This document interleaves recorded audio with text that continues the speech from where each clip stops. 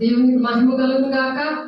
దేవుడు ఈ రోజు ఇచ్చిన మహాభాగ్యాన్ని బట్టి దేవునికి అనేకమైన వందనాలు చెల్లిస్తూ శక్తివంతమైన సంఘం అనే విషయాలు ఈరోజు మా దేవుడు మనతో మాట్లాడబోతున్నారు. కాబట్టి మార్పు చెందుదాం. మనం దేవుని ఆరాధిద్దాం, పాట పాడుకుంటాం.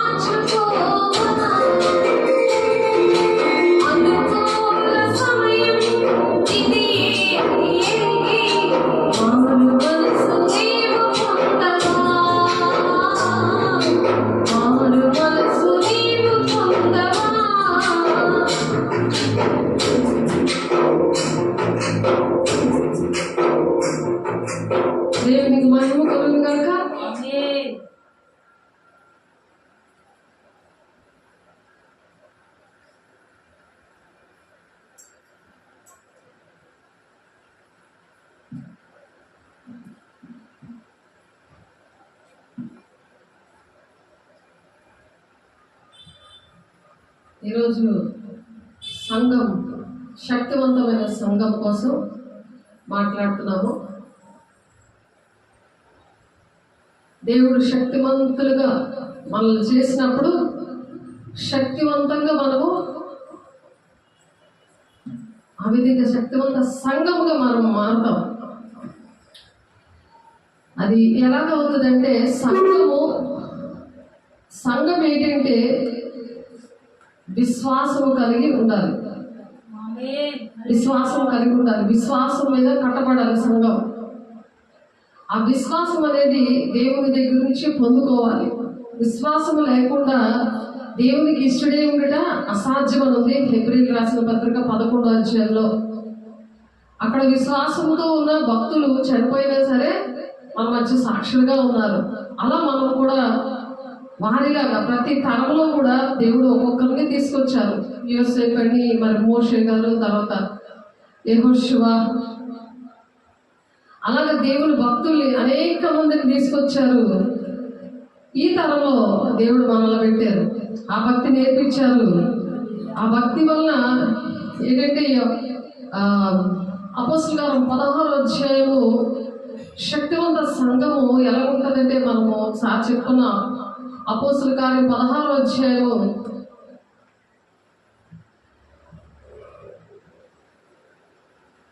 4వ వచనం 5వ వచనం చూద్దాం. వారు ఆయా పట్టణముల ద్వారా వెళ్ళుచు యెరూషలేములోనున్న అపోస్తలులను పెద్దలను నిర్ణయించిన విధులను గైకొనుటకు వారికి అప్పగించిరి. కొన్ని విధులు అనేవి ఉన్నాయి. అవి ఆ పెద్దలు ఏంటంటే మరి యెరూషలేములో ఉన్న అపోస్తలు పెద్దలను నిర్ణయించిన విధులను గైకొనుటకు వారికి అప్పగించారు.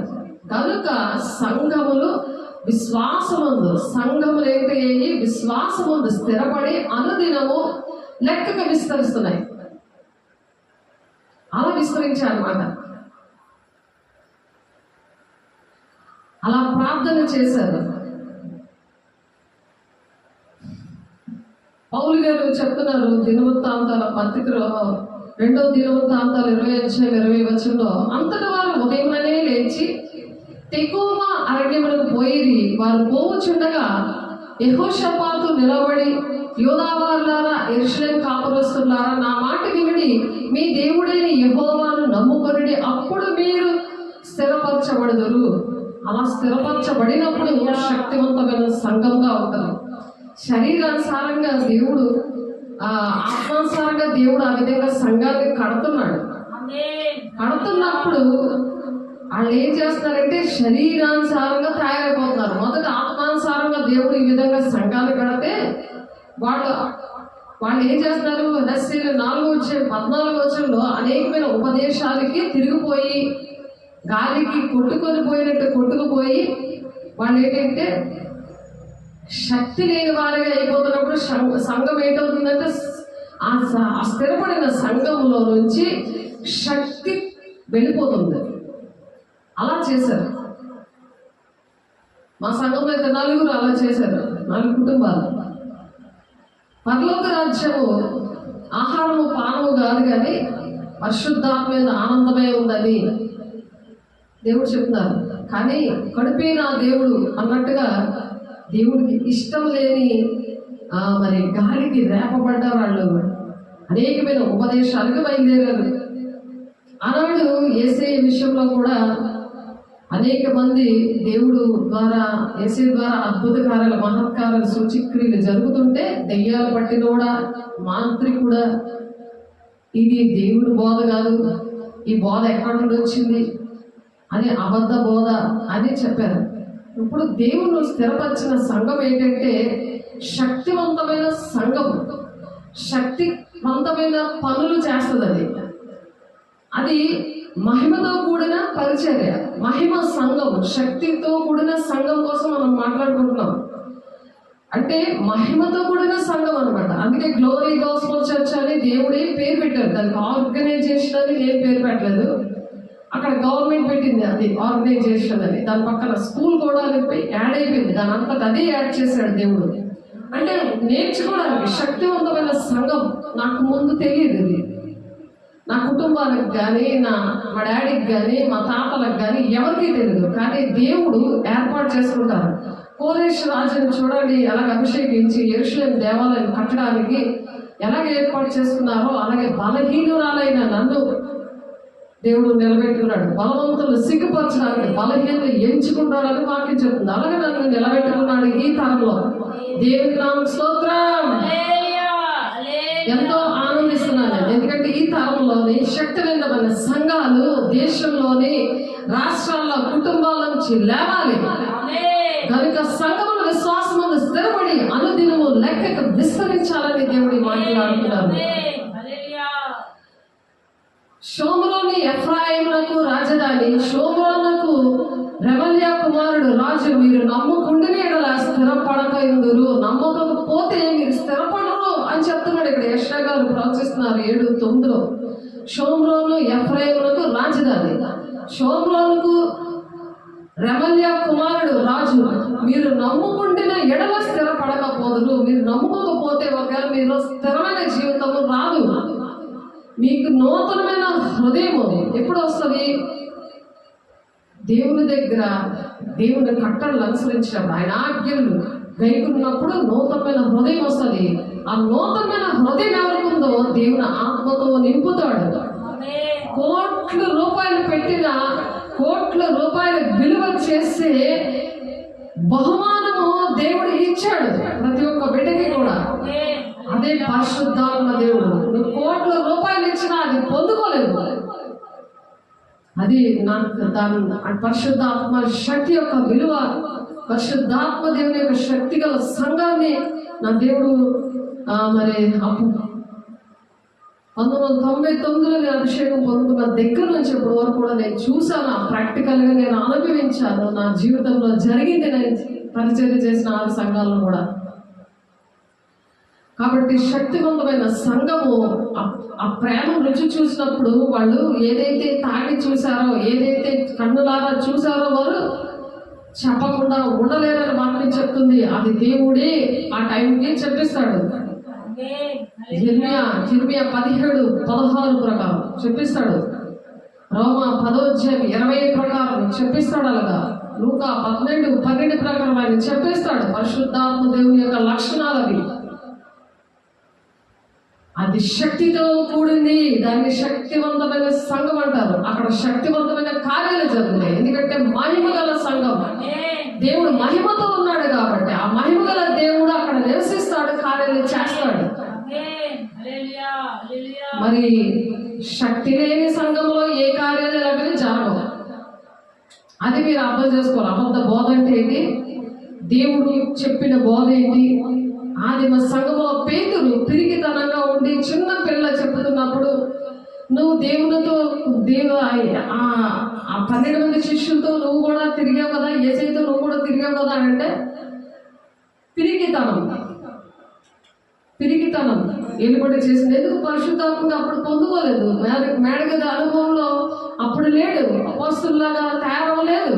మామూలుగా యేసయ్యని వెంబడించాడు. అంత అన్ని చూసేవాడిగా ఉన్నాడు కానీ చేసేవాడిగా లేడు. ఇప్పుడు అలాగే ప్రతి ఒక్క సంఘంలో ప్రతి ఒక్క బిడ్డ, చిన్న బిడ్డ నుండి పెద్దవాళ్ళ వరకు కూడా దేవుని శక్తిని పొందుకోగా శక్తి లేని సంఘంగా ఉండి వినేవారు ఉంటున్నారు కానీ చేసేవారుగా లేరు. అదే పేతురు ఒక పేజీ మధ్యలో ఉంది. అదే పేతురు 3000 మందిని, తను మాట్లాడుతున్న 3000 మంది మరి రక్షించబడ్డారు. అలా దేవుడు ఇస్తాడు. ఒకరోజు చాలు 3000 మంది మన దగ్గర రావడానికి శక్తివంతంగా. మనం ఎప్పుడైతే అలా ఉంటామో దేవుడు కార్యాలు అట్టి విధంగా చేయాలని ఆశపడుతున్నాడు. కాబట్టి గనుక సంఘము విశ్వాసమందు స్థిరపడి, విశ్వాసం అనేది మెయిన్, స్థిరపడాలి. అలా స్థిరపడి లెక్కకు విస్తరించారట. అపోస్తలుల గారు 4:4 ఉంది. వాక్యం వినిన వారిలో అనేకులు నమ్మిరి, వారిలో పురుషుల సంఖ్య ఇంచుమించు 5,000 మంది ఉన్నారట. ఆ వాక్యాన్ని అంగీకరించి వాక్యము ప్రకటించిన తోడనే ఏం జరుగుతుందట? వెలుగు కలుగుతుందట. ఆ వెలుగు కలిగినప్పుడు తెలివి లేని వారికి తెలివి కలిగిస్తుందని ఉంది వాక్యం. వాక్యమే వెలుగైనది. ఆ దేవుడు అలా వెలుగునిస్తాడు. ప్రజలు వారిని గనపరుస్తున్నారట. పురుషులను స్త్రీలను అనేకులు మరి ఎక్కువగా విశ్వాసులే ప్రభు పక్షాన చేర్చబడుతున్నారట. అలా శక్తివంతమైన సంఘము ద్వారా అలా విస్తరించబడ్డారట. అపోస్తలుల కార్యము 5:14 ఉంది ఆ మాట. కాబట్టి ప్రభు హస్తం వారికి తోడైందని కనుక నమ్మిన వారు అనేకులు ప్రభు తట్టు తిరిగారు. మనం తిప్పలేము, మన వల్ల కాదు. మేము ఎప్పుడు అదే ఏడుస్తూ ఉంటాం, మా వల్ల కాదయ్యా, మేము చేతులు ఎత్తేస్తున్నామా, మా ప్రయాసం అర్థమైపోతుందయ్యా, నీ మీద మేము ఆనుకుంటామయ్యా. ఉదయం కూడా దేవుడు నాకు అదే చూపించారు. కాబట్టి అపోస్తలుల కార్యం 11:21 ఈ మాట ఉంది, ప్రభు హస్తం వారికి తోడై ఉండేను. ప్రభు హస్తం తోడుగా ఉంది. అది కన్ఫామ్గా చెప్పగలు ఉండాలి ఆ క్రియలు బట్టి. కనుక నమ్మిన వారు అనేకులు ప్రభు తట్టు తిరిగి నమ్మువారిలో సూచక్రియలు చేస్తానని ఉంది మార్కు 16:17. ఇక్కడ నమ్మిన వారు అనేకులు ప్రభు తట్టు తిరిగారు. మా తట్టు తిరగక్కర్లేదు, మా తట్టు తిరగకూడదు కూడా, ప్రభు తట్టు తిరగాలని మాటలు చెప్తున్నారు. పరిశుద్ధాత్మ దేవుడు మాట్లాడుతున్నారు. దేవుని వాక్యం ప్రభుత్వమే వ్యాపిస్తుందంటే అలాగా. అపోస్తలులు 12:24 వాక్యం అనే దేవుడు వ్యాపిస్తున్నాడు అలాగా. 12:24 అపోస్తలుల కార్యం 12:24 అన్ని జనులు ఆ మాట విని సంతోషించి దేవుని వాక్యమును మహిమపరిచారట. మరియు నిత్య జీవములకు నిర్ణయింపబడిన వారందరూ విశ్వసించారట. నిత్య జీవము వస్తుంది ఈ వాక్యం ద్వారా. నిత్య జీవం అంటే దేవుని రాజ్యం, దేవుని బోధ. మహిమకరమైన సంఘములో, శక్తివంతమైన సంఘములో మహిమ కార్యాలు జరుగుతాయి. అక్కడ మహిమ ఉంటుంది. ఏసైనా ఆనాడే దెయ్యాలు పట్టినోడా అన్నారు. భాషలతో మాట్లాడితే ఇప్పుడు దెయ్యాలు పట్టినోళ్ళ అంటున్నారు. మరి ఊదితే ఏసై మరి ఊదేడైనా ఇవ్వను ఊదగానే పరిశుద్ధాన్ని పొందుకున్నారు. నేను ఊదినప్పుడు కూడా అలాగే పొందుకున్నారు. ఇంగ్లాపల్లో పరిశుద్ధాన్ని పొందుకున్నారు. దాంతో సరిపోదు, కానీ వెయిట్ చేయండి అన్నారు. ఎక్కడంటే అపోస్తలుల కార్యము 1:5 ఉంది ఆ మాట. చూద్దాము. వెయిట్ చేయాలి, వాళ్ళంతటా వాళ్ళు పొందుకోవాలి. యెహోవా యోహాను నీళ్లతో బాప్తిసం ఇచ్చారు, కానీ కొద్ది దినముల్లోగా మీరు పరిశుద్ధాత్మలో బాప్తిసం పొందగలదను. కొద్ది దినములో మీరు పరిశుద్ధాత్మతో బాప్తిసం పొందుకుంటారన్నారు. నీటి బాప్తిసం, ఆత్మ బాప్తిసం పొందుకుంటేనే కానీ దేవుని రాజ్యంలో ప్రవేశం లేదని నికోదేముతో చెప్తాడు. యోహాను 3:3 ప్రభువే నికోదేముతో ఈ మాట చెప్తారు. నీటి మూలంగా ఆత్మ మూలంగా జన్మిస్తేనే కానీ దేవుని రాజ్యంలో ప్రవేశం లేదు. ఆలోచించండి. అనేక మంది మరి చిన్నప్పటి నుండి నేను ఇదే బోధ వింటున్నాను, వాళ్ళు సేవకులే కావచ్చు, విశ్వాసులే కావచ్చు, శిష్యులే కావచ్చు, నేను ఇదే బోధ వింటున్నాను కాబట్టి నాకు అదే ఇష్టం అంటే కుదరదు. మార్పు చెందాలి. నేను మార్పు చెందాను. నేను కూడా అలా మీలాగే నాకు చిన్నప్పటి నుండి మనుషులు కల్పించిన పద్ధతులు, దైవోపదేశాలు, వ్యర్థమైన ఆరాధన చేశాను. కానీ దేవుని దగ్గర చేతులెత్తి ప్రమాణం చేసినప్పుడు, నేను ఎన్నో విషయాల్లో నష్టపోయినప్పుడు, నా జీవితంలో నేను నష్టపోయినప్పుడే దేవుని చేతులెత్తి ప్రమాణం చేసి దేవా నాకు భక్తి నేర్పించాను, అడిగినప్పుడు దేవుడు నేర్పించాను. అలాగా మార్పు మనం చెందాలి. మనం ఎప్పుడైతే అడుగుతామో నేను ఎక్కడున్నానో అక్కడే ఉంటానంటే కుదరదు. ఎందుకంటే యువకాలు దేవునితో ఉండాలి,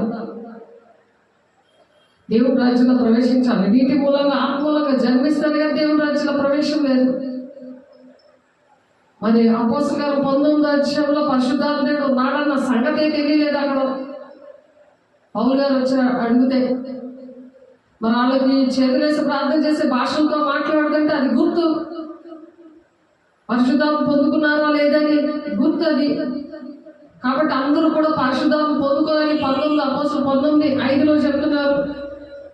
కాబట్టి పేతురు అన్నాడు, జడిసిపోయాడు, ఈ పరిశుద్ధాత్మ దేవుడు లేక అబద్ధం ఆడాడు. అలాగే చాలా మంది లోకంలో ఉండి అబద్ధాలు ఆడేస్తున్నాడు, అబద్ధ బోధ ఆడుతున్నారు. దీన్ని భాషలతో మాట్లాడుతున్నారు. పరిశుద్ధాత్మతో పొందుకున్నప్పుడు సిగ్గుపడుతున్నారు చాలా మంది. పరిశుద్ధాత్మ పొందుకున్నప్పుడు పడిపోతారేమో చేతులేసి ప్రార్థన చేస్తే సిగ్గుపడుతున్నారు. అప్పుడు దేవుడు కూడా పరలోక రాజ్యంలో ఎవరో తెలియదని నీ కోసం కూడా సిగ్గుపడతాడు. అసలు ఎంట్రన్సే లేదు. చాలా బలంగా దేవుని ఆత్మ నేను పొందుకున్నాను, 1999లో మా ఆయన కూడా ఉన్నాడు, కానీ ఇప్పటి వరకు పొందుకోలేదు ఆయన. ఇప్పుడు ఆయన సిగ్గుపడుతున్నాడు. ఎవరికి నష్టం అది? ఆలోచించండి. దేవుడు నన్ను వాడుకున్నాడు. ఆయన విగ్రహారాధన నుండి, మరి అనేకమైన చెడు వ్యసనాల నుండి, మరి లేబర్ ఏరియాలో పుట్టి పెరిగి ఒక గూండాగా, ఒక రౌడీగా తిరిగిన మనిషి దేవుడు సువార్తికుడిగా స్వరంతో పీల్చుకున్నారు. 3 నుండి 6 వరకు ప్రార్థన చేయండి, నా ఆత్మతో నింపుతాను అన్నాడు. ఆయన లోబడలేదు. వాక్యం తెలుసు, అన్నీ తెలుస్తాయి, కానీ అది వ్యర్థమైన ఆరాధన లెక్కలో వస్తుంది. వ్యర్థమైన ఆరాధన లెక్కలో వస్తుంది. దేవుడు లెక్కలో ఉండదు, శక్తిగా ఉండదు, పరిచర్య శక్తిగా ఉండదు. మనం శక్తిమంతులమి అవ్వాలి. ఎందుకు భాషలతో మాట్లాడాలి అంటే, రోమాపత్రిక 8వ అధ్యాయము 26, 27 వచనాలు, అటువేళ ఆత్మీయ మన బలహీనతలు చూచి, మనకు బలహీనత వస్తుంది. ఎందుకంటే దేవుని బిడ్డల్ని ఎక్కువ ప్రేమించరు. దేవుడి బిడ్డలకి సద్భక్తితో బ్రతికను ఉద్దేశించే వారికి హింస తప్పదు అని ఉంది వాక్యం. కాబట్టి అటువలే ఆత్మీయ మన బలహీనతను చూచి సహాయం చేస్తాడంట. భాషలతో మాట్లాడుతుంటే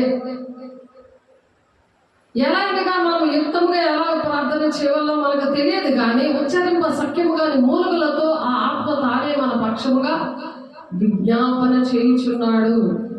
అలా మనం విజ్ఞాపన చేస్తాం. పరిశుద్ధాత్మ దేవుడు భాషలతో మాట్లాడుతున్నప్పుడు అలా విజ్ఞాపన చేస్తాం. కళ్ళకు నీళ్లు కూడా వచ్చేస్తాయి.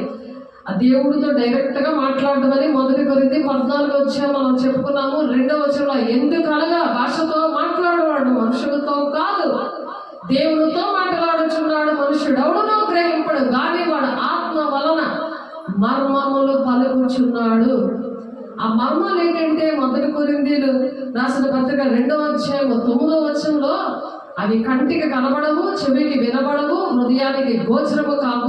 అంటే మనం ఎంత అడిగితే దేవుడు ఎంత ఆలోచిస్తాడు, మన కోసం ఎంత దీవిద్దామని ఆలోచిస్తాడు.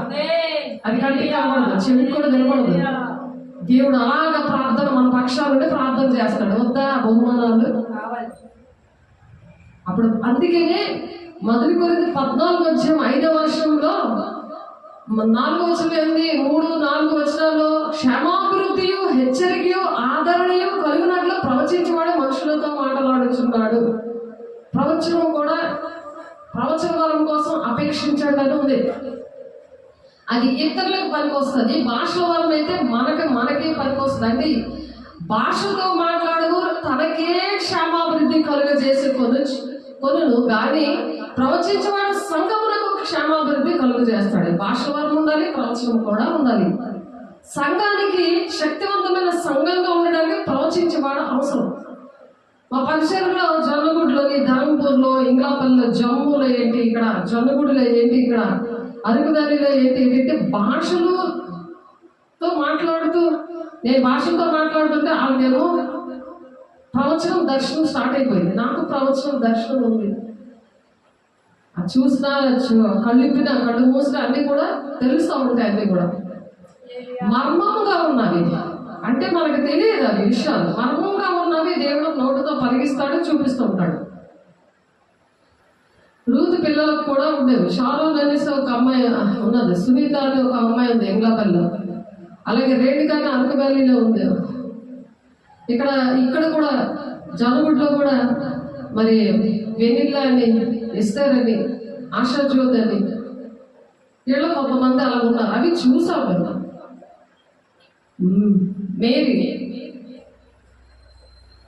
అలాగే రత్న, వీళ్ళు ఏంటంటే నేను భాషలతో ప్రార్థన చేసిన, మామూలుగా ప్రార్థన చేసిన, అది ప్రవచనంతో కూడిన వాక్యమే కాకుండా ప్రార్థన కూడా మాట్లాడుతున్నాడు. ప్రార్థన ఏంటి, వాక్యం ఏంటి, ఆ విధంగా వచ్చేది.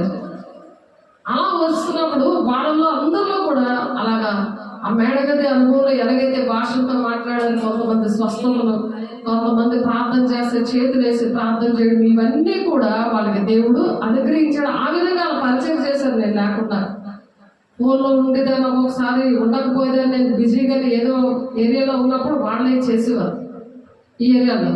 ఎందుకంటే భాషతో మాట్లాడేవారు అలసిపోతాం కదా, అలసిపోయినప్పుడు కానీ ఎవరైనా మనల్ని ఏమైనా బాధ పెట్టినప్పుడు కానీ భాషలతో మాట్లాడుతుంటే ఆత్మట బలహీనతలు చూసి మన బలహీనతను అటవలే ఆత్మయే మన బలహీనతలు చూసి సహాయం చేస్తుంటాడు, మనకు సహాయం చేస్తున్నప్పుడు మనసు శాంతిగా ఉంటుంది. ఇప్పుడు శారీరకమైన మనసు ఏం చేస్తుందంటే ఎవరికైనా చెప్పేసుకోవాలి, ఫోన్ చేసి అమ్మకో నాన్నకో ఎవరికో కలిగి ఫ్రెండ్కో భర్తకో భార్యకో ఏదో అలా చెప్పేసుకోవాలి. అలా చూడకో, సరిగ్గా ఉండాలి. సరిగ్గా ఉంటే మీకు అర్థం అవుతుంది. ఎవరినైనా చూస్తే నీకు అర్థం అవుతుంది, నువ్వు ఆశీర్వాదాలు పొందుకో, నువ్వు మిస్ అయిపోతావు. కాబట్టి అటువల్ల ఆత్మీయ మన బలహీనతలు చూసి సహాయం చేస్తాడట. అనేకమైన బలహీనతలు ఉన్నాయి, వినకుండా అవిధేయత చూపిస్తే సాతాను లక్షణం. సాతాన్ని నిన్ను నడిపిస్తుంటాడు. దేవుడు చూడకుండా దేవుడు మాటలు నాకు అవసరం లేదు, ఇంకొకరు బాధలు నాకు కావాలని ఇప్పుడు కాదు టైం అది.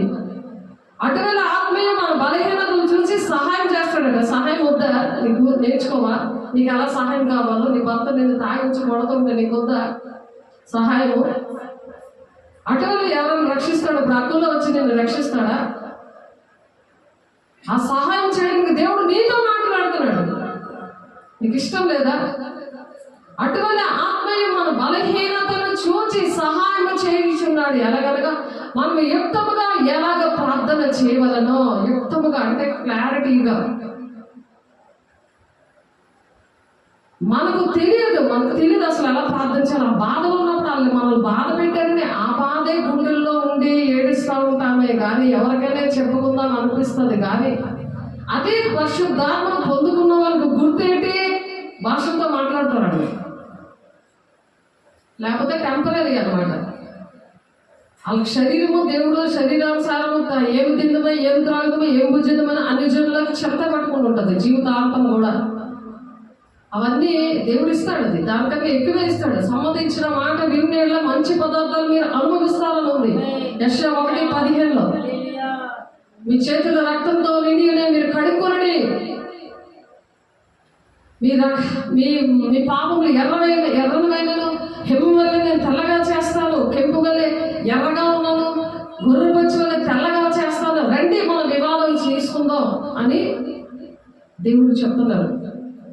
అప్పుడు దేవుడి దగ్గర కూర్చొని ప్రతి వాక్యం వస్తుంటే ప్రతిదీ సరి చేసుకోవాలి.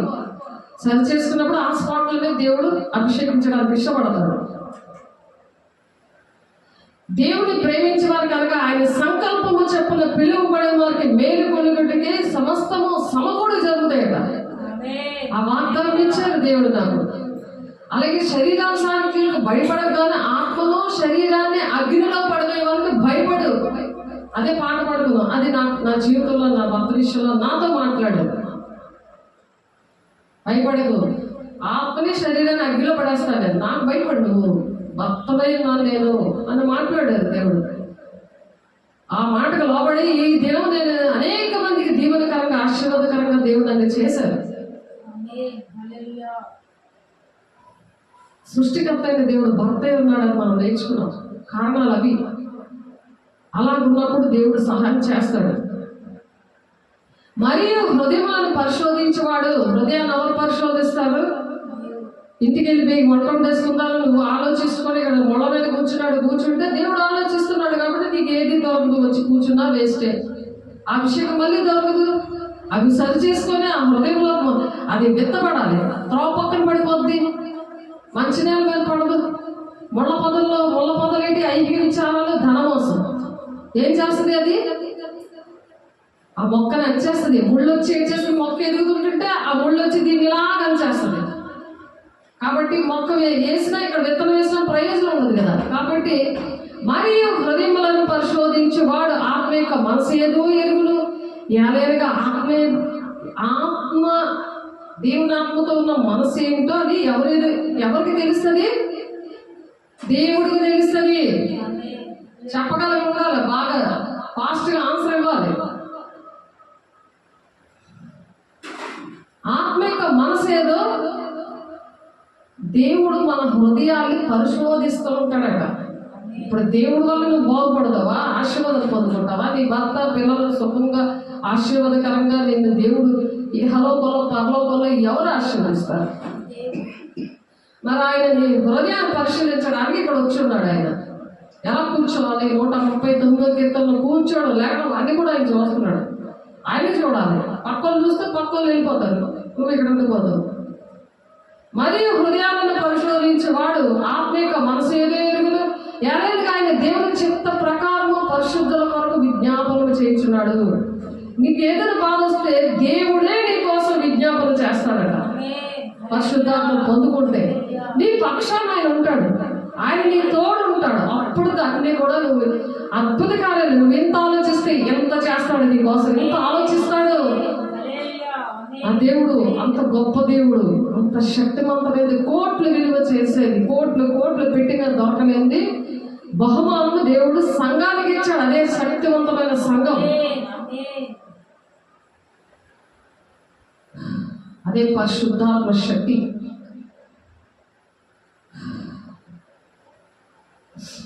Korinథీ 2:9 అదే ఉంది. అవి కంటికి కనబడవు, చెవికి వినబడవు, హృదయానికి గోచరం కాదు. హృదయానికి గోచరం కాదు, ఊహించలేమన్నమాట.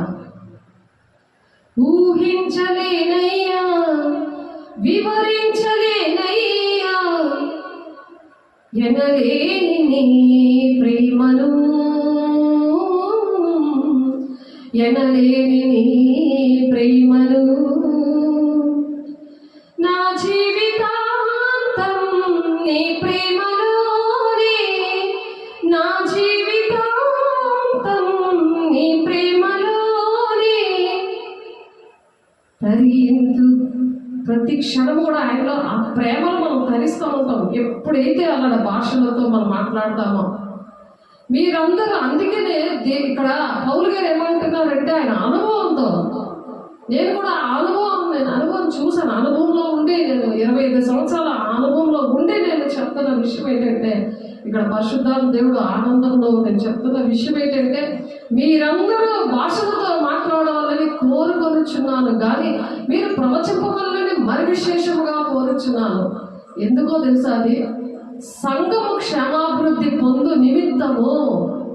శక్తివంతమైన సంఘం కావాలంటే నువ్వు కోరుకోవాల్సినవి ఏంటి? భూ సంబంధమైనవా, శరీర సంబంధమైనవా, ఆత్మ సంబంధమైనవి కోరుకోవాలి.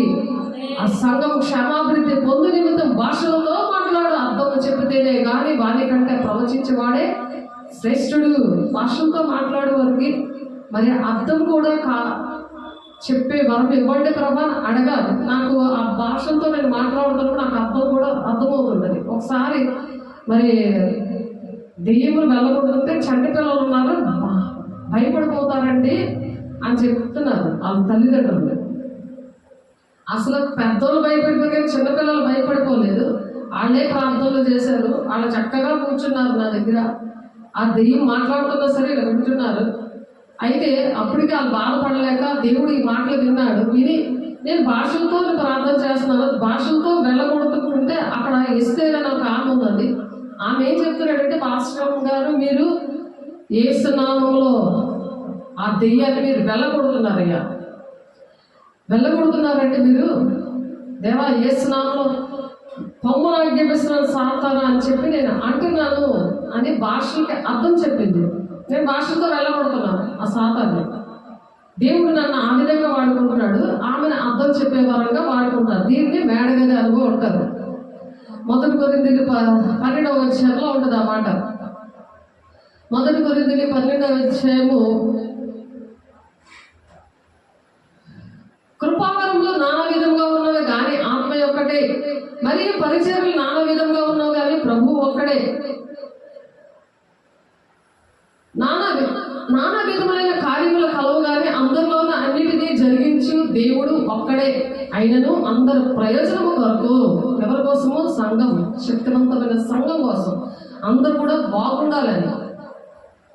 అద్భుతకారాలన్నీ చూసి దేవునికి సేవకులకి హాయ్ బాయ్ చెప్పడానికి కాదు, శక్తివంతమైన సంఘాన్ని పాడు చేసి ఆ శక్తిని తీసుకొని శక్తి కోల్పోతుంది ఆ సంఘం అలా చేస్తే. అటువంటి కోసం ప్రార్థనలు చేయాలి. అటువంటి వారి కోసం సౌలులాగా దర్శించమని. సౌలులాగా బాధ పెట్టాడు సంఘాలు. ఆయనను అందరూ ప్రయోజనం కొరకు ప్రతి వారికి ప్రత్యక్ష ఆత్మ ప్రత్యక్షత అనుగ్రహించబడుచున్నది. ఏలైనగా ఒకరికి ఆత్మ మూలంగా బుద్ధి వాక్యమును, మరి ఒకరికి ఆత్మ వల్లనే జ్ఞాన వాక్యమును, అంటే వాక్యం చెప్పే వరం అది. మరి ఒకరికి ఆత్మ వల్లనే విశ్వాసమును, మరి ఒకరికి ఒక్క ఆత్మ వల్లనే స్వస్థపరచు వరము. విశ్వాసము. ఎన్ని శ్రమలు వచ్చినా సరే దేవుడు నాకు తోడున్నాడు, నాకు చేస్తాడు, నన్ను ఆయన ఆధీనంలో పెట్టుకుంటాడు అని చెప్పి ఆయన నడిపిస్తాడు, ఆయన చేస్తాడని ఒక నమ్మకం, దాని విశ్వాసం అంటారు. మరి ఒకరికి ఆత్మ వల్ల విశ్వాసం, మరి ఒకరికి ఒక్క ఆత్మ వల్ల స్వస్థపరచు వరములు, మరి ఒకరికి అద్భుత కార్యములు చేయ శక్తి, మరి ఒకరికి ప్రవచన వరం, మరి ఒకరికి ఆత్మల వివేచనయు. సాతానాత్మేది, దేవుని ఆత్మేది. అబద్ధ బోధ ఏంటి, దేవుని బోధ ఏంటి అని అర్థమవుతుంది. మరి ఒకరికి నానా విధము భాషలు, మరి ఒకరికి భాషలకు అర్థాలు చెప్పు శక్తి అనుగ్రహించబడి ఉన్నది. అయినను వీటన్నిటినీ ఆ ఆత్మ ఒకటే తన చిత్తము చెప్పిన ప్రతి వారికి ప్రత్యేకంగా పంచిచ్చుచు కార్యసిద్ధి కలుగజేయుచున్నాడు. ఎప్పుడైతే నీటి మూలంగా ఆత్మ మూలంగా జన్మిస్తారో వాళ్ళకి దేవుడికి ఇస్తారు. అయినను వీటన్నిటినీ ఆ ఆత్మ ఒక్కడే తన చిత్తము చెప్పిన ప్రతి వారికి ప్రత్యేకంగా పంచి ఇస్తాడు. నువ్వు దేవుడికి ఇష్టంగా ఉంటే నీటి మూలంగా ఆత్మ మూలంగా పరిశుద్ధాత్మను పొందుకున్న వాళ్ళతో నువ్వు బాప్తిసం తీసుకుంటే అలా వస్తాయి. లేకపోతే నేను 8వ క్లాసులో బాప్తిజం తీసుకున్నాను, నామకార్థమైన పాస్టర్ తోటి నేనైతే పొందుకోలేదు. నాకు పరిశుద్ధాత్మ దేవుడు ఉన్నాడన్న సంగతి తెలియలేదు. ఎప్పుడైతే నేను దేవుని అభిషేకం పొందుకున్న తర్వాత ఇంకొక సేవకుడు ఏంటంటే, నువ్వు బాప్తిజం తీసుకోవాలమ్మా అంటే సరే అని తీసుకున్నప్పుడు ఆ వరాలన్నీ కూడా, కృపావరాలు ఆత్మీయ ఫలాలు అన్నీ ఆన్ అయ్యాయి. నా దర్శనం పిలుపు అనేది వచ్చింది. అది ఎక్కడ పడితే అక్కడ తీసుకోవడానికి కాదు, దేవుని యొక్క బోధ, అపోస్తుల బోధ, మరి దేవుడు ఏదైతే నేర్పించారో శిష్యులు మరి ఏ విధంగా అపోస్తులా వాడబడ్డారో అలాగే యేసే తయారు చేశాడు కదా, అలాగా దేవుడు తయారు చేస్తారు. దాన్ని శక్తివంతమైన సంఘం అంటారు. అయిన వాటన్నిటికీ ఆత్మ ఒక్కడే తన చిత్తము చొప్పున ప్రతి వానికి ప్రత్యేకముగా పంచిచ్చు కార్యసిద్ధి కలుగజేయుచున్నాడు. కార్యము సంఘములో జరగాలంటే శక్తివంతమైన సంఘము ద్వారా జరగడానికే ఎవరైతే దేవునికి ఇష్టంగా ఉన్నారో సమాజానికి, కుటుంబానికి, దేశానికి శాంతి సమాధానముగా అంతా కూడా దేవునికి ఇష్టంగా ఉండే దేవుని రాజ్యాన్ని తీసుకెళ్లేది శక్తివంతమైన సంఘం. అందరు ప్రయోజనం కోసం ఎవరైతే ఆశపడతారో వాళ్ళకి దేవుడు పనిచేస్తాడంట. ఎలాగ శరీరం ఏకమై ఉన్నది, అనేకమైన అవయవాలు కలిగి ఉన్నావో ఇలాగే శరీరం యొక్క అవయవాలన్నీ అనేకములై ఉన్నవి. ఒక్క శరీరమై ఉన్నవో అలాగే క్రీస్తు ఉన్నాడు. క్రీస్తు మరి సంఘంలో ఇలా అవయవాలుగా అందరికీ పంచి ఇచ్చినప్పుడు ఆ విధంగా పనిచేస్తుంటాడు. సంఘం అంటే క్రీస్తు, అది శరీర అవయవాలు. మనం అందరము కూడా ఎలాగనగా యూదులైనను, గ్రీసు దేశస్థులను, దాసులైన, స్వతంత్రమైన మనమందరం ఒక్క శరీరంలో మరి ఒక్క ఆత్మ ఏందే బాప్తిసం పొందితిమి. మనమందరం ఒక్క ఆత్మను పానము చేసితిమి. ఆ విధంగా శరీర జీవజల నదులు మనం హృదయంలో ప్రవహింప చేస్తాడు దేవుడు. కాబట్టి నేను చెయ్యని కాను కనుక శరీరంలోని దానను కానని పాదము చెప్పినంత మాత్రం నా శరీరంలోనిది కాకపోలేదు. సంఘంలో ఉన్నవాళ్ళు నేను చెయ్యను కాదు అనుకొని ఎటో వెళ్ళిపోయాడు అనుకో, ఆ సంఘంలో మనిషి కాకపోతాడంట. నేను చెయ్యను కాను కనుక శరీరంలోని దానను కానని పాదము చెప్పినంత మాత్రం నా శరీరంలోనిది కాకపోలేదు. మరియు నేను కన్ను కాను గనుక శరీరంలోని దానను కానని చెవి చెప్పినంత మాత్రాన శరీరంలోనిది కాకపోలేదు. ఇలాగా శక్తివంతంగా సంఘం అయిపోతుంది. నేను చెయ్యను, నేను ఉండను అని శక్తిని కోల్పోయి యేసే శరీరానికి మరి బాధ కలిగించేవారుగా, ఆయన బాహాటంగా సిలువ వేసేవారుగా ఉన్నారని దేవుడు హెచ్చరిక చేస్తున్నారు.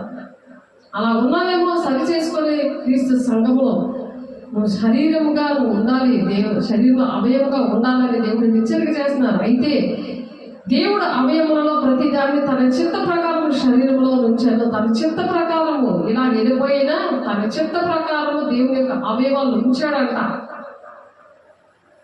అవన్నీ ఒక్క అవయవం అయితే శరీరం ఎక్కడ కనుక కన్ను చేతితో నీవు నాకు అక్కర్లేదని చెప్పజాలదు, తల పాదములతో మీరు నాకు అక్కర్లేదని చెప్పజాలదు. అలా చెప్తే ఏంటి, సాతాను చేసే పనులు కదా అవి. సమాధానకర్త అయిన దేవుడు మన కాళ్ళ కింద సాతాన్ని చెదగొట్టాలి అనుక్షణం కూడా. అటువంటి వారి కోసం ప్రార్థన చేయాలి, కన్నీటితో ప్రార్థన చేయాలి. నెహమ్యా అలా చేశారు, దానియేలు అలా చేశాడు, ఎజ్రా అలా చేశారు.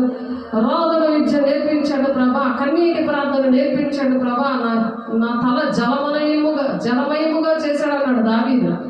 అలాగ దేవుణ్ణి అడగాలి, అలాగ అడగాలన్నమాట. అందుకే యాకోబు పత్రికలోని 1:20 యాకోబు పత్రిక చూద్దాము. 1వ అధ్యాయము 20వ వచనంలో, ఎందుకనగా నరుని కోపము దేవుని నీతిని నెరవేర్చదు, అందుచేత సమస్త కల్మషమును విర్రవీగుచున్న దుష్టత్వము మాని లోపల నాటబడి మీ ఆత్మలను రక్షించడానికి శక్తిగల వాక్యమును సాత్వికంతో అంగీకరించాలి. నాకు నచ్చలేదు అని అంటే ఎవరికి నష్టం? వాక్యమైన దేవుడు నీతో ఉండడు. తండ్రి చిత్తం నీ పట్ల నెరవేర్చబడదు. తండ్రి చిత్తాన్ని నెరవేర్చిన వాళ్ళే దేవుని రాజ్యానికి వెళ్తారని ఉంది. ఆయన నామంలో దెయ్యాలు వెళ్ళగొట్టచ్చు, ప్రవచించవచ్చు. ఆయన నామంలో అన్ని జరుగుతాయి, కానీ అక్రమం కింద వస్తుంది. అక్రమం చేయవాలని పొండే అంటాడు దేవుడు. మనం ఆ లిస్టులో ఉండకూడదు. అందుకని వాక్యాన్ని సాత్వికంతో అంగీకరించాలి. మీరు వినువారు మాత్రమే మిమ్మల్ని మీరు మోసపరుచుకోకుండా వాక్య ప్రకారం ప్రవర్తించేవారనే ఉండి. ఎవడైనా వాక్యములు వినువాడై ఉండి దాని ప్రకారం ప్రవర్తింపవాడైతే వాడు అద్దంలో తన సహజ ముఖమును చూసుకున్నట్టు మనుష్యుని పోని ఉన్నాడు. అద్దం చూసుకుంటే మనం మర్చిపోతాడు కదా, అలాగే మర్చిపోతారు. దేవుని కార్యాలు ఎన్ని జరిగినా, శక్తివంతమైన సంఘములో ఎన్ని జరిగినా మర్చిపోతాడు. గాలికి రేపబడి అనేకమైన ఉపదేశాల వైపు తిరుగుతాడు. అలా తిరుగుకొని ఉండడమే జీవితం అంతా. గాలికి చదరగొట్టు పొట్టిలా ఉన్నారని ఉంది కీర్తనలు 1వ అధ్యాయంలో. అలా మనం ఉండకుండా కొత్త తిత్తుల్లో వెంట కొత్త ద్రాక్షారసమే పోయాలి. పాత తిత్తుల్లో కొత్త ద్రాక్షారసం వేస్తే పిగిలిపోతుంది అది. కాబట్టి పాత బోధ అంతా పక్కన పెట్టి, పాత విషయాలని పక్కన పెట్టి కొత్త ఉపదేశాన్ని అంగీకరించాలంటే ఆ నూతనమైన హృదయం వారికి ఉండాలి. అప్పుడే నూతనమైన మరి ఆ వాక్యము అర్థమవుతుంది. లేకపోతే పాతవి గతించిపోయేది, ఇదిగో కృతవాయను అన్నట్టుగా వాళ్ళు నూతనమైన హృదయముతో, నిష్కల్మషమైన హృదయముతో ఉండాలి. పావుల వల్ల వివేకంగా, పావురాల వల్ల నిష్కపటంగా ఉన్నప్పుడు వాక్యం అర్థమవుతుంది. ఆ వాక్యం వాళ్ళు ఫలింప చేస్తుంది. దేవుడు వాళ్ళని ఆత్మతో నింపుతాడు, వేసే శరీరంలో అవయవంగా చేర్చుకుంటాడు. అలా ఉండకపోతే వాడు తను చూచుకొని అవతలికి పోయి తనంటి వాడు వెంటనే మర్చిపోతాడట. అతను దేవుడు ఏ పనప్ప చెప్పాడు, సంఘంలో స్తంభంగా ఎలా స్థాపించి దేవుడు ఏటేటి మాటల ద్వారా, కళ్ళ ద్వారా, దర్శనాల ద్వారా, ప్రవచనం ద్వారా, మరి నీకు గుండె నొప్పి ఉండి, చెస్ట్ క్యాన్సర్ ఉండి, పొట్టులాగా ఉండి, మరుగుజ్జోలాగా ఉండి, రక్తస్రావంతో ఉండి, మరి పెద్ద పిల్ల అవ్వకుండా ఉంటే దేవుడు ఎంత దీవించాడో, ఎంత ఆశీర్వదించాడో. కారు, నీకు ఉద్యోగము, మళ్ళీ పిల్లలకి చక్కటి ఆశీర్వాదాలు ఇవన్నీ ఇచ్చి మరి దేవుడిని విడిచిపెట్టి వెళ్ళిపోతే నీ పరిస్థితి ఏంటి అని వాళ్ళు ఆ సంగతి మర్చిపోతారు. వాడు తను చూచుకొని అవతలికి పోయి తన ఎక్కివాడు వెంటనే మర్చిపోతాడట. 1వ అధ్యాయం 24వ వచనంలో ఉంది, మర్చిపోతాడట. ఇప్పుడు అబ్రహాముని లోతు అలాగే విడిచిపెట్టేశాడు. సొదొమలోని మరి అతను ఏంటయ్యాడు, సొదొమ పట్టణంలో ఉండి బిడ్డల్ని, భార్యని, ఆస్తిని అన్నీ కోల్పోయాడు, గౌరవాన్ని అన్నీ కోల్పోయాడు.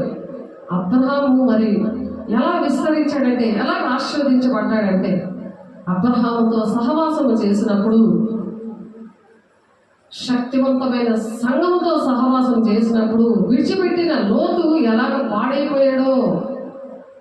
కానీ అబ్రహాం మాత్రము లెక్కకు విస్తరిస్తా ఉన్నాడు, ఆశీర్వదించబడతా ఉన్నాడు. నా తోడు నీవు నిత్యంగా వర్ధిల్లింప చేస్తాను, నిత్యంగా ఆశీర్వదిస్తాననే లిస్టులోకి వచ్చేసాడు అబ్రహాం గారు.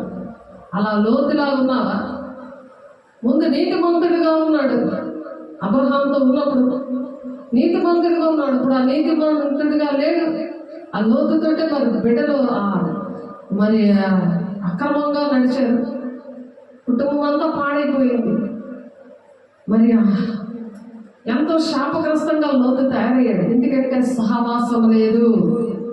ఎక్కడైతే నువ్వు శక్తివంతమైన సంఘములో ఉన్నావో, నువ్వెప్పుడైతే లోతులాగా నువ్వు విడిచిపెట్టావో, పచ్చగా ఉందని ఆ సొదొమ పట్టణాన్ని ఎంచుకున్నాడు. కానీ అటువంటి ఆశీర్వాదాలు అక్కడ లేవు. లోతు ఉపస్తంభం అయిపోతుంది. కుటుంబం ఏమో, కుమార్తెలు నైతిక విలువలు కోల్పోయారు, ఆస్తి పోయింది, ప్రార్థన ఆత్మీయత స్థితి పోయింది, ప్రార్థనా స్థితి పోయింది, ప్రార్థనకు పోయింది. మరి పెద్దనాన్నైన అబ్రహాంతో సహవాసాన్ని వదులుకున్నాడు. సొదొమ అనే లోకంలో పడిపోయాడు. శరీరానుసారమైన ఆశీర్వాదాలు, అటువంటి బోధలో పడిపోయాడు. భార్యని, ఆస్తిని, ఆత్మీయ స్థితిని అన్ని కూడా కోల్పోయాడు. కుటుంబాన్ని, గౌరవాన్ని, తన జీవితాన్ని కోల్పోయాడు లోతు.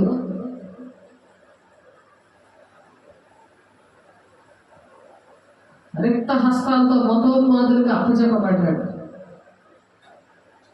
శత్రులుగా అప్పచెప్పబడ్డాడు. సేఫ్టీ లేదు, కంచె లేదు. దేవుని శక్తివంతమైన సంఘముతో నువ్వు ఎప్పుడైతే ఉందో అప్పుడు నీకు కంచె ఉండాలి. దేవుడు నీ తోడై ఉండి నడిపిస్తాడు. జాగ్రత్త. దేవుడు ప్రేమించి చెప్తున్నారు.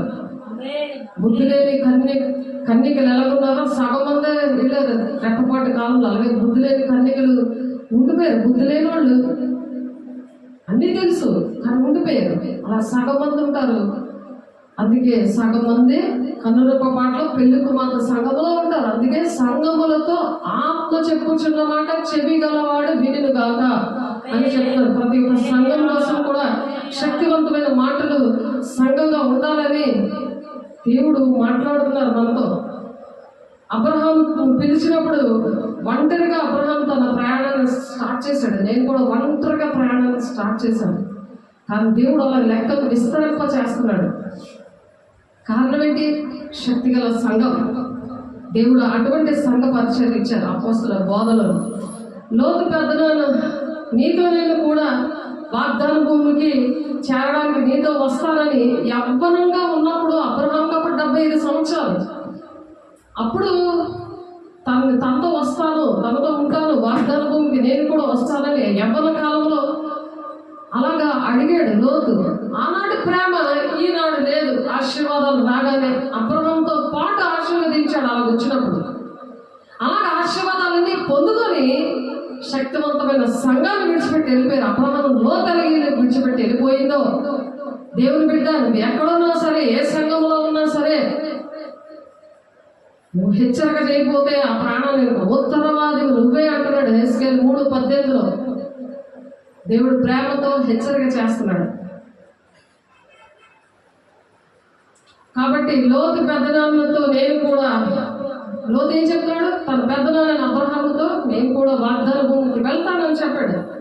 కానీ మరి అబ్రహాము అలా వచ్చినప్పుడు, అబ్రహాంతో లోతు వచ్చినప్పుడు తనకు ఆస్తి, అంతస్తు, మరి గొర్రెల మందరేంటి, పనివారేంటి, మరి తనకి అబ్రహాంకి ఏ విషయాల్లో ఆశీర్వదించాడు, అన్ని ఆశీర్వాదాలు కూడా ఇచ్చాడు. ప్రార్థనాత్మని, దేవుని శక్తిని, దేవుని అభిషేకాన్ని, మరి చక్కటి పిల్లల్ని, మరి అన్నీ కూడా దేవుడు ఇచ్చారు. నీతిమంతుడిగా ఆయన్ని నిలబెట్టుకున్నాడు. కాబట్టి అటువంటి పరిస్థితులన్నీ కోల్పోయి ఆదికాండము 13వ అధ్యాయం చూద్దాము. 14వ వచనంలో లోతు విడిచిపెట్టిన తర్వాత నలుదిక్కులు ఆశీర్వదించబడ్డాడు అబ్రహాం. నేను ఆత్మీయుల కుటుంబాన్ని నేను విడిచిపెట్టానని మరి అతనికి బాధ కలిగింది. ఆదికాండం చూద్దాం అన్నాడు ఒకసారి. ఆదికాండము మీకోసం చదువుతున్నాను. ఆదికాండం 13వ అధ్యాయము 14వ వచనంలో, లోతు అబ్రహాంను విడిచిపోయిన తర్వాత యెహోవా, ఇదిగో నీ కన్నులెత్తి నీవు ఉన్న చోట నుండి ఉత్తరపు తట్టు, దక్షిణపు తట్టు, తూర్పు తట్టు, పడమర తట్టును చూడుము. ఎందుకనగా నీకు చూస్తున్న ఈ దేశం అంతటిని నీకును నీ సంతానమును సదాకాలము ఇచ్చెదను అని అబ్రహాంతో చెప్తున్నాడు. మరియు ఈ సంతానమును భూమి మీద నుండి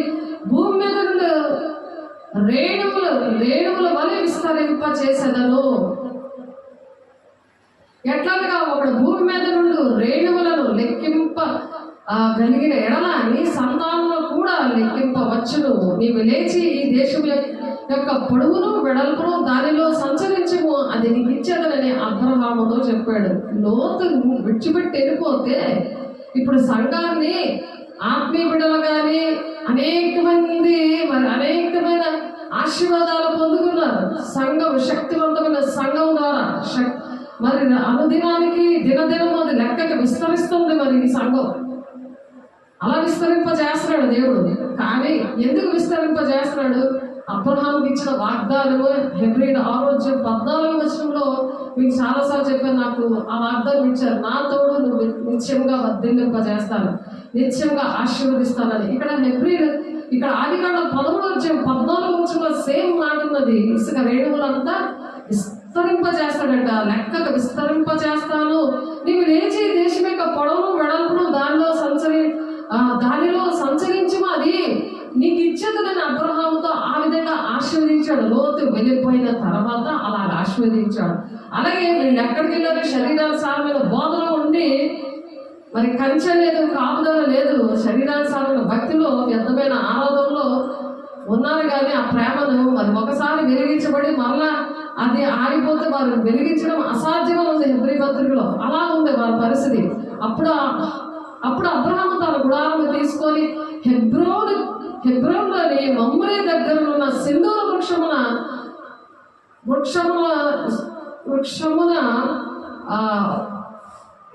వృక్ష వనములో దిగి అక్కడ యెహోవాకు బలిపీఠం కట్టాడు. నేను కూడా అలాగే బలిపీఠం కట్టాను. ఇక్కడ ఆ బలిపీఠం దగ్గర అపోస్తులు 2:42 ప్రకారం దేవుడు కట్టించాడు.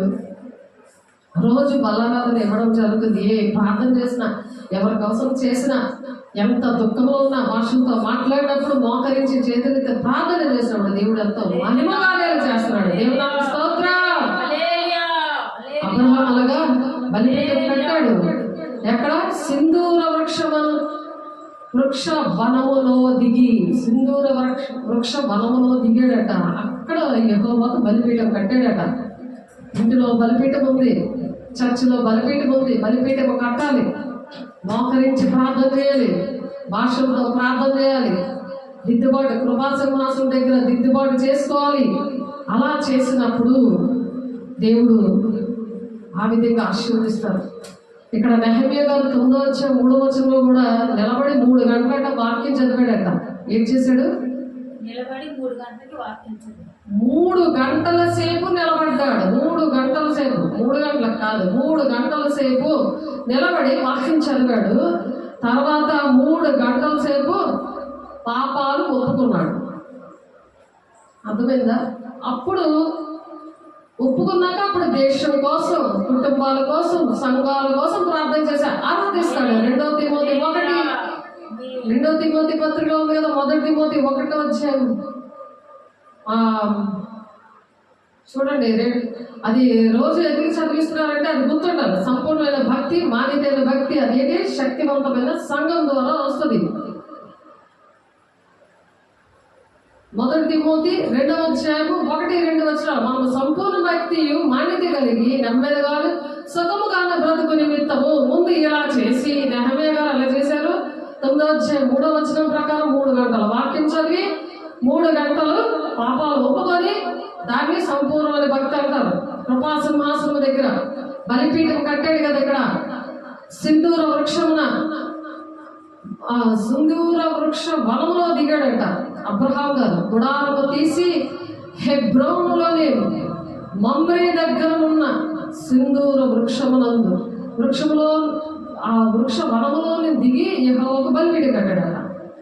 అది ఆ వాక్యం ఆదికాండం 18 ఉంది. అక్కడ బలిపీఠం కట్టి ఏం చేయాలి? పాపాలు ఒప్పుకొని అపోస్తులు 2:43 దేవుడు నిబంధన చేశాడు. అపోస్తుల ప్రార్థన ఎందు సహవాసమందు రొట్టె విచ్చడానికి ఎడతెగకుండా ఉన్నారు. అలాగా 43 అనేక సార్లు చెప్తున్న విషయం ఏంటంటే అప్పుడు భయం కలుగుతుంది. అపోస్తుల వాడబడతారు, సాతాను గడికి భయం కలుగుతుంది. నీతిమంతులు సింహంలో ధైర్యం ఉంటారు. పరిశుద్ధాత్మ దేవుడు మరి బాధలో ఉన్నప్పుడు కూడా ఆయన మన పక్షాల నుండి విజ్ఞాపన చేస్తాడట. మరి హన్నాకు అలాగే విజ్ఞాపన చేశాడు. అలాగే అనేక మందికి అలా విజ్ఞాపన చేయాలని, దేశం పాడైపోతుంది దేశం విషయంలో. మరి నెహెమ్యా 10:28 నిబంధనలు కట్టడలు ఆయన అనుసరించాడు. అలా మనం అనుసరించాలి. మరి అగ్రిమెంట్, ఒక నిబంధన రాసుకోవాలి. నెహెమ్యా 1వ ఒక నిబంధన రాసుకోవాలి. దేవుని విషయంలో ఒక తీర్మానం తీసుకోవాలి. సంఘం, శక్తివంతమైన సంఘం, ఒక దాని మీద దేవుడు ముద్ర వేస్తాడట. అప్పుడు 1 కొరింథీ 6వ దేవదూతలకు తీర్పు తీర్చడానికి దేవుడు అధికారం ఇస్తాడు. దేవదూతలకే మనం తీర్పు తీరుస్తామన్నది వాక్యం 1 కొరింథీ 6వ. కాబట్టి మనము దేవుని బిడ్డలుగా, యాజక సమూహంలో పరిశుద్ధ జనముగా ఆ విధంగా ఉండాలి. అలా శాంతి సమాధానంతో దేవుని రాజ్యాన్ని కట్టాలి. అది దేవుని యొక్క ప్రణాళిక. అది మరి నెహెమ్యా 2వ నుండి 20 వచనాలు చూద్దాము ఒకసారి. నెహెమ్యా గ్రంథము, మాకు కూడా ఒక నెహెమ్యా ఉన్నాడు. ఈరోజు ప్రార్థన చేయమని మరి సంఘం విషయంలో బాధ్యత దేవుడు ఆయనకు అప్పచెప్పారు. ఆ నెహెమ్యా కోసం మీరు కూడా ప్రార్థన చేయండి. అలాగా ప్రార్థన చేసేలాగా నెహెమ్యా గ్రంథము చూద్దాము.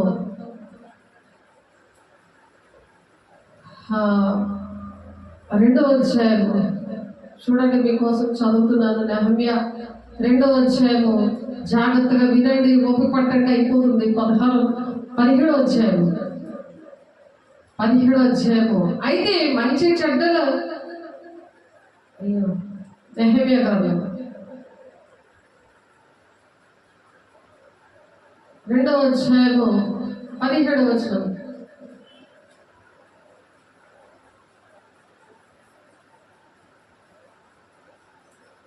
అయితే వారితో నేను ఇట్లాంటిది, మనకు కలిగిన శ్రమ మీకు తెలిసి ఉన్నది. యెరూషలేము ఎట్లు పాడైపోయేనో, దాని గుమ్మములు అగ్ని చేత ఎట్లు కాల్చబడినో. నెబుకద్నెజరు కాల్చేశాడు. ఎందుకంటే అక్కడ విగ్రహారాధన జరిగింది. అక్కడ రోజు మరి బలిపీఠం దగ్గర రోజు ప్రార్థన చేయమని అపోస్తలులు 2వ లాస్ట్ వచనాలు ఉండదు. అనుదినము తప్పక కూడుకోవాలి. దేవుని ఆలయంలో ఉంది. ఏక మనసుతో తప్పక కూడుకోవాలి. అది జరగలేదు. అక్కడ జరగలేనందుకు దేవుడు మరి నెబుకద్నెజరు బబులోను సామ్రాజ్యము అంతా కూడా అక్కడ ముట్టడి వేసింది. అగ్నితో మొత్తం అంతా కాలిపోయింది. కాలిపోతే ఇక్కడ నెహెమ్యా గారితో దేవుడు మాట్లాడుతున్నారు. నెహెమ్యా గారు ఒక ఉద్యోగం చేస్తున్నాడు, గవర్నమెంట్ ఎంప్లాయ్. కానీ తను ఎలా ప్రార్థన చేస్తున్నాడు, ఎలా బాధ్యత వహించాడు. గవర్నమెంట్ ఎంప్లాయీలు ఉన్నారు కానీ ఏమి తిందమా, ఏమి త్రాగమా, ఏం ఉద్యోగం, ఇదే చెంత బిజీ. దేవుడు వాళ్ళకి పనులప్ప చెప్పాడు. మీకు 4-10 ప్రకారం ప్రార్థన చేయమన్నారు సంఘం కోసం. అలాగ అందరికీ అప్పచెప్పారు. ఒకరికి అప్పచెప్పారంటే అందరికీ వర్తిస్తుంది. మరి మేము ప్రార్థనలో ఉన్నాం కాబట్టి ఒక్కొక్కరితో ఒక్కొక్క మాట్లాడారు. మరి ప్రార్థనలో లేకపోయినా, మరి మిగిలిన కూడా ప్రార్థనలో లేకపోయినా సరే మీకు కూడా అవి వర్తిస్తాయి. దేవునితో మాట్లాడడం అనుభవం లేకపోయినా సరే, అది మతం కులం భేదం లేకుండా అందరికీ వర్తించే విషయాలు ఇవి. ఎందుకంటే అందరి కోసం కూడా దేవుడు ప్రాణం పెట్టాడు. అందరినీ శాశ్వతమైన ప్రేమతో ప్రేమిస్తాడు. అందరూ కూడా దేవుని రాజ్యానికి వెళ్ళాలి, యుగాలు దేవునితో ఉండాలని దేవుడు ఆశపడుతున్నాడు. మేము కూడా అలాగ ఆశపడి దేవుడు ఈ మాటలు మాతో చెప్పేస్తున్నారు. చెప్తుంది నేను కాదు, దేవుడే మాట్లాడుతున్నారు.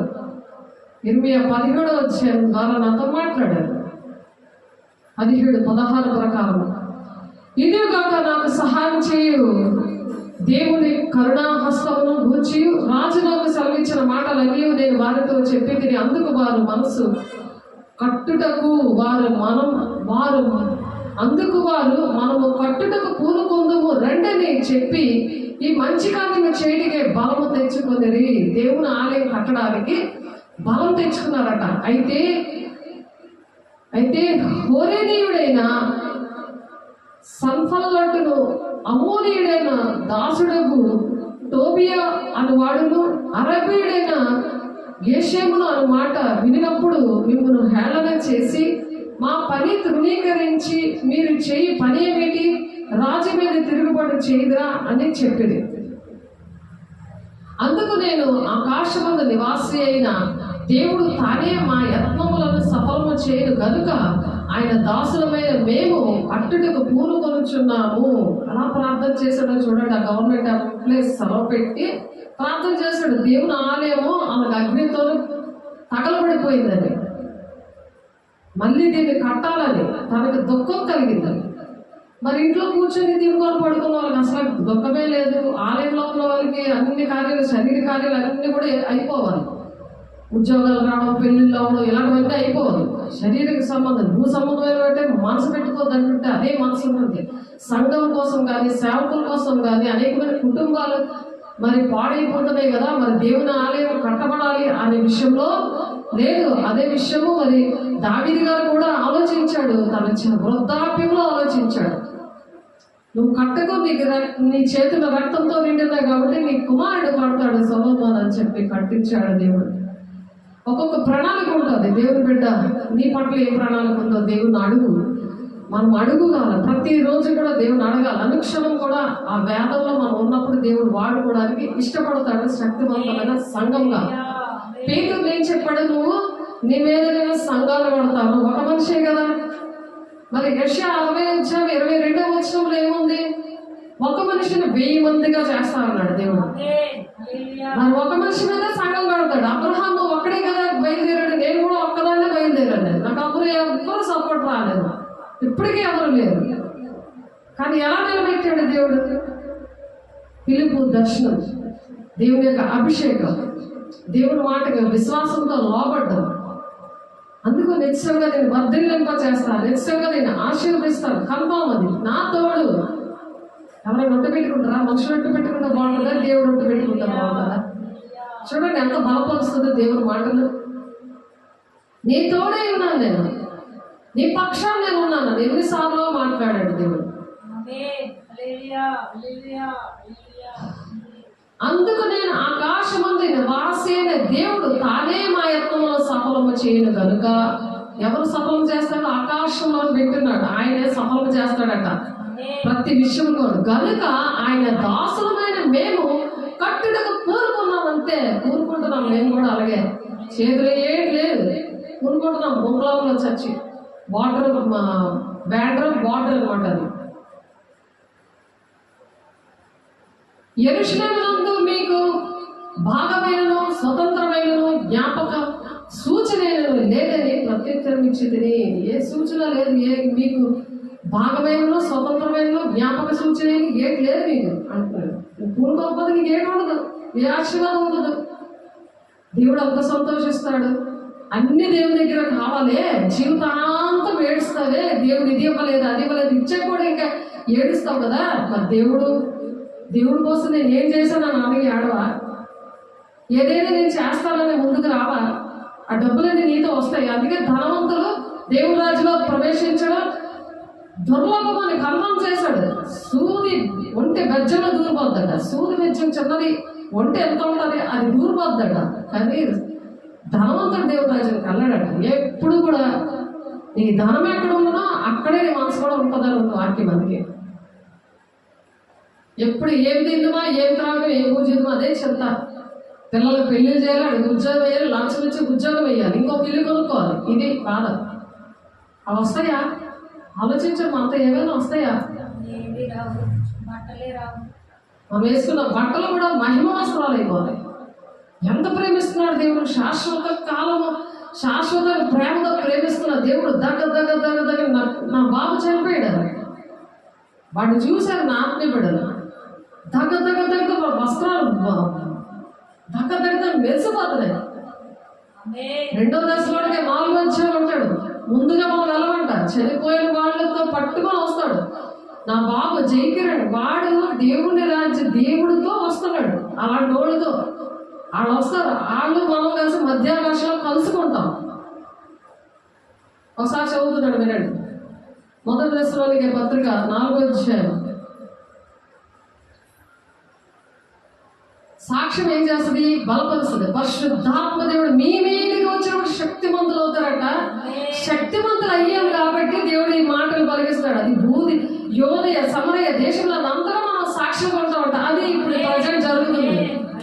ఇప్పుడు జరుగుతున్న పని అది వాక్యము ఉండాలి మనం సాక్ష్యంతో. శక్తి లేని వాళ్ళు ఏం చెప్తారు? అబద్ధ సాక్ష్యం చెప్తారు. అబద్ధ బోధ దగ్గర పెరుగుతారు, అబద్ధ సాక్ష్యం చెప్తారు. చేయకపోయినా మేము చేసామని చెప్తారు. ఫోటోలు కూడా తీసుకుంటారు. అలా చేయకూడదు. ఒక చెయ్యి ఇచ్చింది ఇంకొక చెయ్యికి తెలియకూడదని వాక్యం చెప్తుంది అంత క్లియర్గా. ఆలోచించండి, ఈ సాక్ష్యం ఎందుకు భూదిగంతంలోకి వెళ్ళాలి? ఆ సాక్ష్యం నువ్వు లోకానికి వెలుగై ఉన్నావు. కొండ మీద ఉన్న పట్టణం మరుగై ఉండదు. సియోను కొండ మీద నిలబడినట్టు ఇద్దరు చెప్పారు, మార్కు, బెన్నీ ఇద్దరు చెప్పారు, నువ్వు దేవుని బిడ్డ అని చెప్పి షారోను అనిత చెప్పింది, సురేష్ అదే రమేష్ చెప్పారు, సౌదరాణి చెప్పింది. దెయ్యాలు పట్టుకుని వాళ్ళు ఎలగొడుతున్నాడు. దేవునాత్మ చెప్పింది, దెయ్యం ఆత్మ చెప్పింది. నేను ఎవరిని ఏనంటే ఇక్కడ మెసేజ్ చెప్తున్నాడు. స్వాతైన అమ్మాయి చెప్పింది, దేవదూత నిలబడి వాక్యం చెప్తున్నాడు. అది వాక్యంలో ఉంది హెబ్రీ పత్రికలో. మన సేవకులు అగ్నిజ్వాలలో గాను దేవదూతలుగా వాడబడతారు. వాక్యం నాకు తెలియదు, అవి జరిగాక వాక్యం చూపించారు. ఇక్కడ చూడండి, మొదటి దశలోని పత్రిక 4వ అధ్యాయం. మనం అలా వాక్యంతో సరి చేసుకోవాలి. మొదటి కొరింథీ 2వ అధ్యాయంలో మాట ఉంటుంది, మేము దేని గురించి బోధిస్తున్నామని పావులు గారు అంటుంటారు. ఒకసారి చూడండి ఆ మాట కూడా. ఇది చదివేసి అది చదువుదాం. మొదటి దశలోని పత్రిక 4వ అధ్యాయము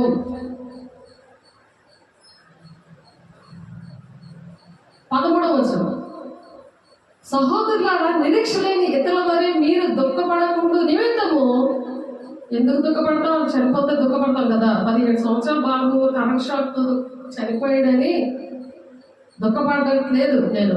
ఎందుకంటే దేవుని రాజ్యంలో ఉన్నాడు. బాడీ వచ్చినప్పుడే నేను పరిచయం చేసిన వాళ్ళందరూ చూస్తారని ప్రభు చెప్పారు. భాషలతో మాట్లాడుతున్నప్పుడు నువ్వే కాదు, నువ్వు చూస్తున్నావు, కానీ ఇక్కడ బాడీ దగ్గర ఉన్నవాళ్ళు, బాబు బాడీ వచ్చింది, హాస్పిటల్ ఉంది, షాక్ కొట్టేస్తే అది అక్కడ ఉన్న మీ ఫ్యామిలీ, నీ కుటుంబం చూస్తారని, నీ ఆత్మ బిడ్డలు చూస్తారని దేవుడు చెప్పారు. సేమ్ అలాగే జరిగింది. ఇక్కడే థియోఫిలస్ గారి బాడీ దగ్గరే మా బాబుది కూడా పక్కనే సమాధి చేశారు. అక్కడ కూడా సత్యరాజు గారి భార్య కృపా మాస్టర్ గారు కౌగులించుకున్నారు నన్ను. అక్కడ కూడా అదే ప్రవచనం, సేమ్ ప్రవచనం వచ్చి అయ్యే మాటలు వచ్చాయి. బాబు దేవుడు రాజ్యం ఉన్నాడు, నువ్వు చూడటమే కదా, ఇక్కడ ఉన్న వాళ్ళందరూ చూస్తారన్న విషయం అది నెరవేర్పు జరిగిపోయింది. అలాగే అనేక మంది బిడ్డలు ఇస్తానన్నాడు దేవుడు. అలాగే అది కూడా నెరవేర్పులో జరిగిపోయింది, ఇంకా జరుగుతుంది. అలాగా లెక్కలు విస్తరించబడ్డామంటే అదే. ఇప్పుడు దశలోనికే పత్రికలో ఎవరు కోసం చెప్తున్నారు? వాడి కోసం నేను ఇలా ఉంటే నేను దుఃఖపడతానా? ఇక్కడ ఉంటే పాడైపోతాడు కదా. భయంకరమైన దినాల్లో అమ్మ బాప్తిసం ఇచ్చింది కాబట్టి దేవుడి రాజ్యంలో ఉన్నాను, అక్క అమ్మను విడిచిపెట్టకు అని మహిమతో చెప్పాడు. ఆ మహిమకి నేను బాప్తిసం ఇచ్చాను. తన పాప చనిపోయిన పరిస్థితుల్లో ఉన్నప్పుడు దేవుడు ఆ ఆమెను బ్రతికించాడు. తర్వాత తన మరిది, తన తల్లి, దేవుడు ఆ విషయంలో కూడా దేవుడు అద్భుత కార్యాలు చేసినప్పుడు మరి బాబు విషయంలో వాళ్ళు చూసి చెప్పిన విషయాలు ఇవి. మరి ఆ బాడీ దగ్గర ఉన్నప్పుడు కూడా ఇప్పటికి 8 సంవత్సరాలు అవుతుంది బాబు చనిపోయి.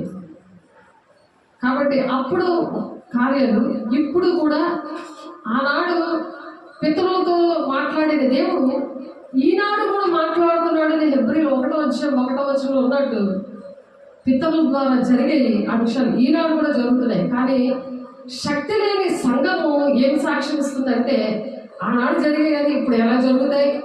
ఇది క్వశ్చన్ మార్క్. జరుగుతాయని కన్ఫర్మ్ చేస్తున్నాడు ఆ దేవుడు. దేవుడి స్తోత్రం. జరిగాయి, వాక్యము సాక్ష్యాలు ఉన్నాయి, వీడియోలు ఉన్నాయి, జరిగాయి, మనుషులు ఉన్నారు, బ్రతికే ఉన్నారు. కాబట్టి శక్తి గల సంఘముగా ఉందామని ఆశపడదాం. సహోదరుల నిరీక్షణ ఇతరుల వల్ల మీరు దుఃఖపడకుండా నిమిత్తము. నిరీక్షణ ఉండదు. నిరీక్షణ ఆత్మీయ ఫలంలో ఒక ఫలం, అది ఫలంలో ఒక తొన అది. కాబట్టి ఆత్మఫలం ఏమనగా అనే 9 ఉంటాయి. అందులో నిరీక్షణ లేని ఇతరుల వలె, ఎందుకంటే పరిశుద్ధాలను పొందుకుంటే ఆత్మీయ ఫలం వస్తుంది. ఆ ఫలంలో 9 తొనలు ఉంటాయి. అందులో నిరీక్షణ అనేది ఉంది. ఎందుకున్నది? నేను ఏడట్లేదు, సంతోషపడుతున్నాను. దేవుని రాజ్యంలో ఎలా ఉన్నాడో వాళ్ళు చూసి నాకు చెప్పారు. మా బాబు చూశాడు, మా డాడీ చూసి, మా ఆయన చూశాడు. పరలోక రాజ్యంలో డాడీ నువ్వు ఎందుకులా బాధపడిపోతున్నావు, నేను ఎంత బాగున్నాను తెలుసా, ఎంత హ్యాపీగా ఉన్నాను నీకు తెలుసా అని అన్నాడు. సంవత్సరంన్నర అమ్మతో పాటు వెళ్ళిపోయాడు ఆయన ఊరికి. కానీ నేను ఒంటరిగా ఉండే దేవుడి సేవ 3వ రోజు నుండి నేను చేశాను. ఏ తల్లికి కూడా నాలాంటి బాధ రాకూడదు అని. మూడో రోజు నేను పాస్టర్ మీటింగ్కి వెళ్తే అక్కడ ఒక అన్నయ్య ఏలి ఆయన అన్నయ్య లెటర్ రాస్తే ఒకే ఒక బాబు చనిపోయాడు. ఆ బాబు వాళ్ళ మమ్మీ వచ్చారు ప్రార్థన చేయండి అని. ఆ సంఘంలో మరి ఆ పాస్టర్లు అందరూ ప్రార్థన చేశారేమో, ఈరోజు అది ఫలించింది. మనం అలా ప్రార్థన చేస్తున్నామా? అందుకే నిరీక్షణ అనేది ఉంది. నిరీక్షణ లేని వారిలాగా సహోదరులారా, నిరీక్షణ లేని ఇతరుల వల్ల మీరు దుఃఖపడకుండా నిమిత్తము నిద్రించుచున్న వారిని గూర్చి మీకు తెలియకుండా నాకు ఇష్టం లేదు. అంటే నిద్రిస్తున్నాడు కదా బాబు. అక్కడ చనిపోయిన వాళ్ళని చనిపోయిన వారు అందరూ నిద్రిస్తున్నాడు. ఆ సజీవుల లెక్కలు ఉన్నారు. యేసు మృతి పొంది తిరిగి లేచినని మిమ్మల్ని మనము నమ్మిన ఎడల అదే ప్రకారము యేసు నిద్రించిన వారిని దేవుడు ఆయనతో కూడా వెంట పెట్టుకొని వచ్చాడు. ఆయన వెంట పెట్టుకొని వస్తాడు మధ్యాకాశానికి.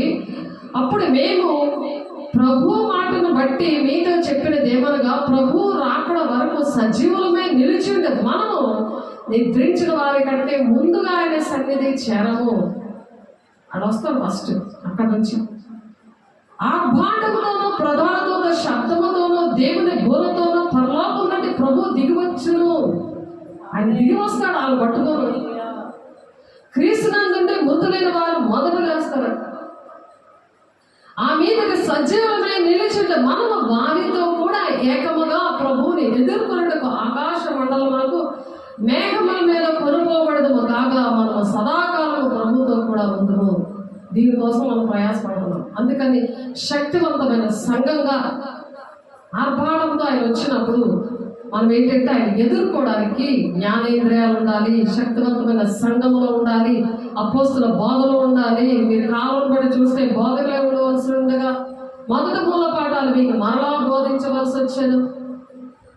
బోధకుల్లా ఉండాలి, మళ్ళీ బోధించవలసి వస్తుంది, మళ్ళీ ఏబిసిడి నేర్పించాలి. ఎందుకంటే దేవుడు ఎప్పుడు అనగా అభిషేకించారు. ఇప్పుడు వరకు ఆ అనుభవం రాకపోతే ఎలాగా? ఇప్పుడు వరకు అనుభవం రాకపోతే మీరు బాప్తిసం పొందారు కదా, విశ్వాసం దేని వల్ల మీరు బాప్తిసం పొందుకున్నారు, పరిశుద్ధాత్మ వరం పొందుకున్నారని పౌలు అడుగుతున్నాడు యోహాను గారి శిష్యులతో. అసలు పరిశుద్ధాత్ముడు ఉన్నాడన్న సంగతే మాకు తెలియదన్నారు. అది నా పరిస్థితి ముందు. చూడండి, దేవుని దగ్గర ఎప్పుడైతే ఆ పాత తిత్తుల్లోని కొత్త ద్రాక్షారసం అంటే పాత బోధ విడిచిపెట్టాలి, కొత్త ద్రాక్షారసం అంటే కొత్త బోధ అపోస్తుల బోధలోనికి రావాలి. అప్పుడు పరిశుద్ధాత్మ దేవుడు వస్తాడు. ఆ నూతనమైన జీవితం, నూతనమైన హృదయం, నూతనమైన ఆత్మ ఎప్పుడైతే వస్తాదో అప్పుడు దేవుడు అభిషేకంతో నింపుతారు. అప్పుడు భాషలతో మాట్లాడడం మొదలు పెడతారు. మేడగది అనుభవం అంటే అది అగ్ని జ్వాల అంటే ఆత్మతో నింపబడినప్పుడు నా భర్త కళ్ళారా చూశాడు కానీ పొందుకోలేకపోయాడు. అయ్యో పరిశుద్ధాత్మ ఇలా పొందుకోవాలని అనుభవం ఆయనకి ఎప్పుడు వరకు రాలేదు. ఎందుకంటే ఆ హృదయం మారాలి. ఒకడు సన్మార్గంలో నడుచుడా నరుల వశంలో లేడు, అది దేవుని వశంలో ఉందంట, యెహోవా వశంలో ఉందంట. నువ్వు దేనితో స్నేహం చేస్తే అదే నీతో ఉంటుంది. నీవు ఎవరితో స్నేహం చేస్తే ఆ సహవాసమే వస్తుంది. ఆ చీకట్లే ఏర్పాటు చేస్తాడు. నువ్వు శక్తిగల సంఘంతో నువ్వు సహవాసం చేసావుకో, అప్పుడు దేవుడే నిన్ను మారుస్తాడు, దేవుడే అభిషేకించాలి. ఆ ₹1,00,000 ఖరీదైన ఆ బహుమానమైన పరిశుద్ధాత్మని నీకు నాకు ఇస్తాడు. అను దినము లెక్కలు విస్తరిస్తున్నారు సంఘమాలుగా. చాలా మందికి విషయాలు తెలియదు, ఇవి బోధించారు, భాషలతో మాట్లాడితే దెయ్యాలు వల్ల కూడా దెయ్యాలు బోధ ఇది అని అంటారు. పరిశుద్ధాత్మ నింపబడుతుంటే ఏటో తెలియదు, ఇలా ఊదుతుంటుంటే పరిశుద్ధాత్మ పొందుకున్నాడో తెలియదు. వాళ్ళు విమర్శించి దొంగ బోధ అంటున్నారు. కారణాలు అవి. కాబట్టి దేవుడు వచ్చే వరకు మనం ఎలా ఉండాలి? సిద్ధపడి, సంఘము సిద్ధపడి ఉండాలి అని చెప్తున్నారు. మరి దావీదు భక్తుడు దేవుని ఆలయం విషయంలో చాలా బాధపడ్డాడు. దావీదు భక్తుడు నువ్వు చెయ్యలేవు, అయినా సరే నేను సహకరిస్తాను, నా చేతులు రక్తంతో ఉన్నాయా, నేను కట్టలేనా? ఎంత ఆశలో సరే దావీదుని కట్టనివ్వలేదు దేవుడు. ఏడిలింగిన వృద్ధుడు అన్నది మొదటి దినవృత్తాంతాలు 23:1 వృద్ధాప్యంలో ఉండి హాయిగా టీవీ చూసుకుంటూ అలాంటి సంఘాలే పట్టుకొని కీర్తనలు 26 ఉంటుంది 4 ఆ సంఘం నుండి నువ్వు బయటికి రా, దుష్ట సంఘం నుండి నువ్వు బయటికి రా, నీ చేతులు కడుక్కొని బలిపీఠం చుట్టూ నువ్వు ప్రదక్షిణ చేసి సాక్ష్యం చెప్పు, నీ చేతులు పనులు ఇక కడుక్కోమని చెప్తున్నాడు అక్కడ. కడుక్కోగలరా రాకుండా నా సమాధికి ఎంతమంది వస్తారు. నేను చిన్నప్పటి నుండి ఈ సంఘానికి వెళ్ళాను కాబట్టి జనాలందరూ నేను పుట్టినరోజైనా పెళ్ళిళ్ళకైనా నేను చచ్చిపోయినా సరే నా సమాధికైనా ఎంతమంది ఉండాలని ఆశపడుతున్నాను. చనిపోతే ఎవరు చూస్తారు? దేవుని బిడ్డ యుగగాలు దేవునితో ఉండరా? అంత పెరుగుతారు. ఆలోచించండి, సాధారణ ఎలా చేసేసాడా? ముదిరిపోయిన కేసు. అందుకే రమ్మంటున్నాడు దేవుడు. ఆ చెడ్డ తిత్తులు, ఆ పాత తిత్తుల్లో కొత్త ద్రాక్షారసం వేస్తే పిగిలిపోతుంది. కొత్త ద్రాక్షారసం ఏంటి? ఈ బోధ, అపోస్తల బోధ. చిన్నప్పుడు నేను పెరిగాను, మరి నేను కొత్త ద్రాక్షారసంలో కొత్త తిత్తుల్లోనే పోయాను. అప్పుడు అది ఫిట్గా ఉంటుంది. ఆలోచించండి ఎందుకు దేవుడు ఆ మాట చెప్పారు. కాబట్టి ఆ వృద్ధాప్యం మీద ఆలోచించాడట. మన వృద్ధాప్యంలో ఉన్న వాళ్ళు ఏంటంటే ఆమెకి బొంగుకూడదు, జనాలు రావాలి చనిపోతే. అది మా కుటుంబంలో ఉన్నారు. ఎంత బాధతో చెప్తున్నాను నేను. మా కుటుంబంలో ఉన్నారు, వినరు. యూట్యూబ్ ఛానల్లో వస్తున్నా సరే చూస్తున్నామంటారు కానీ వినరు. దేవుని ఆలయ కడుతున్నామంటే అసలు సపోర్ట్ లేదు. ఓన్లీ మాటలే, శాస్త్ర పరిచయాలు మాట్లాడతారు కదా, క్రియలు చేయరు. వాళ్ళు చెప్తారు కానీ మరి చేయరు. అన్నీ తెలుసు. మరి మొదటి దినవృత్తాంతం 22:5 యెహోవాకు నేను కట్టబడిన మందిరం ఎలా ఉండాలని ఆలోచించాడు. కీర్తి రావాలంట, మంచి అందంగా ఉండాలంట, మంచి పేరు రావాలంట, మంచి మహిమతో నింపబడాలని బంగారము, గంధపు చెక్కలు, చాలా మెటీరియల్ ఎంత దాచాడంటే నిజంగా. పోన్లే నన్ను కట్టొద్దన్నావు కదా, పోన్లే నన్ను వద్దు అని చెప్పేసావు కదా, కానీ నేను మెటీరియల్ అంతా సమకూరుస్తాను అన్నాడు. అందుకే దేవుడు చెప్పకపోనే చేస్తాడు అనమాట. రిజెక్ట్ చేసినాడు, వద్దని చెప్పిన చేస్తున్నాడు దావీదు. చిరకాలం యెహోవా మందిరంలో నేను నివాసం చేస్తాను. మందిరం అంటే పిచ్చి దావీదుకి. అందుకే నా హృదయానుసారుడు అన్నాడు ఆయన. వృద్ధాప్యంలో ఆలోచిస్తున్నాడు. చూడండి, వృద్ధాప్యంలో ఎవరైనా ఆలోచిస్తారా? నేను సరమ వేసే ఇంట్లో నేను ఉన్నాను, నేను ఎంత సుఖంగా ఉన్నానో, నా దేవునికి దేవాల్లో ఉన్నాడు, ఆయన కాలేం లేదు అని బాధపడుతున్నాడు. నన్ను ఎంతగా రాజుగా చేశాడు. దేవుడు దావీదుకి ఏంటంటే రాజుగా, ఒక నాయకుడిగా ఉండాలని ఆశ. నన్ను కూడా రాణిలా ఉంటానని చెప్పాడు దేవుడు. కానీ నాకు కూడా ఏంటో అదే ఆశ. దేవుని ఆలయం కట్టాలి, దేవుని ఆత్మీయుల శక్తివంతమైన సంఘము, అందరి చీకట్లో బంధకాలు నిన్ను అభిషేకించాలని చెప్పాడు ఆయన. వేదలకు సువార్తను ప్రకటించాలని నిన్ను అభిషేకించాలని. నాకు అదే ఆశ. దేవుడు ఎంత ఇష్టపడతాడు. నేను వద్దనే చేస్తాను, ఆయనకి తెలుసు. ఎలాగో విశ్వాసం మీద నిలబడి ఈ సంఘాన్ని దేవుడు కట్టించాడు. అలాగే మరి వాడు కట్టించినాక రెండో దాని మీద ఒక విశ్వాసం ఉంటుందా లేదా ఆలోచించండి. నన్ను బలపరచడానికి దేవుడు, మిమ్మల్ని బలపరచడానికి, నన్ను బలపరచడానికి, ఆ సాక్ష్యాలని గుర్తు చేసి మనల్ని బలపరచడానికి శక్తివంతమైన సంఘంగా దేవుడు దీన్ని చేశాడు. దానే నా దేవుడు మందిరం కొరకు వృద్ధాప్యంలో రాజరికంలో ఉన్నాడు ఆయన. ఆయనకి ఏంటి లేదా? రాజరికంలో ఉన్నాడు, రారాజు బిడ్డలా ఉన్నాడు ఆయన.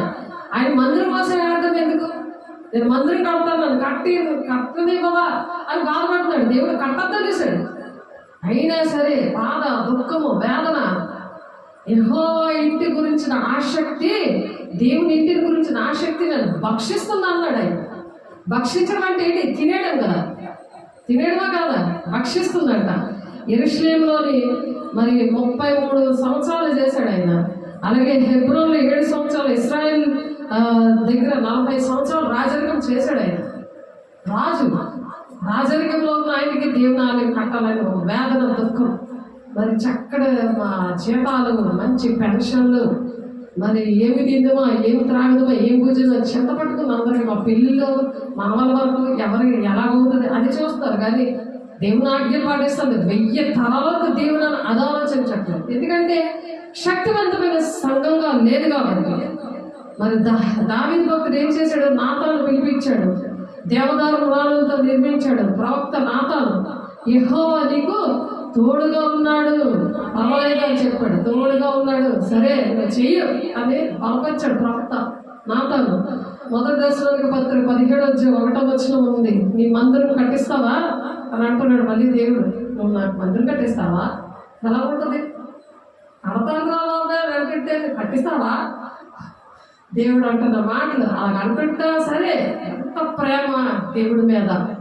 దేవుడు వద్దని, ఎందుకంటే ఆ బెహర్షెబాతో పాపం చేసిన చేతులు, తన భర్తను ఉరియను చంపిన చేతులు, అదొక్క విషయంలో తప్ప దావీదు భక్తుడు నా హృదయానుసారుడు. అయినా పరుపు తేలిపోయినా ఏడ్చాడు, ఎన్నో కీర్తనలు రాశాడు, ఎంతో వేదన పడ్డాడు. అలాంటి పశ్చాత్తాపం ఏ భక్తుడికి లేదు, ఎవరికి లేదు. అలాగా మనం పశ్చాత్తాపడాలి. దేవుడు ప్రణాళికలను నెరవేర్చాలంటున్నాడు.